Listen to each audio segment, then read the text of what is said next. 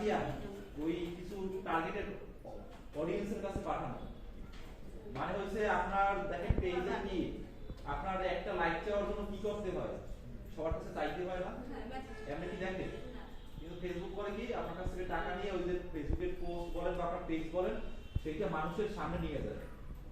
তো তারা ওইটা অনেক সময় অনেকের সামনে যে আমরা আমাদের সামনে যদি কোনো ভালো পোস্ট করে লাইক করি না, ওই পোস্ট লাইক করি, পেজে লাইক করি, এক্সেট্রা এক্সেট্রা। তো টাকা দিয়ে আপনার ওই যে ফেসবুকের আপনার পেজ বা পোস্ট এইটা মনে করেন মানুষের কাছে ই করা মার্কেটিং করা, যেটাকে সহজ ভাষায় বলে আপনার ফেসবুকের পেজের মার্কেটিং করা।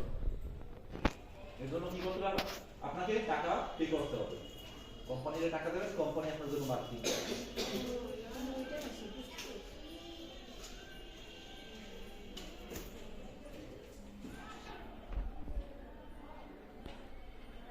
তো আজকে আমরা কি কি করছি, অটো মেসেজ এর জন্য আবার মাস্টার কার্ড লাগে, ডুয়েল কারেন্সি যে কার্ড আছে না, ডলার যোগ করা যায় যেগুলো, ওগুলো দিয়ে দিলে। আর সবাই কি করবেন, ফেসবুক পেজে পোস্ট করেন কেউ? আমি করি। আপনারা করেন?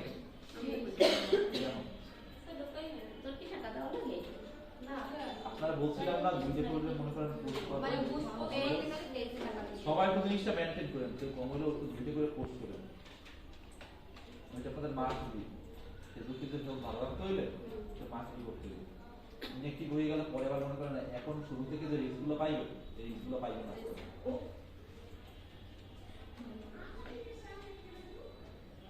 আর সবাই একটু কি করে ওই যেমন এই যে অটো মেসেজের জন্য মেরামেটে বললাম যে আপনারা কি করবেন নিজেদের মতো করে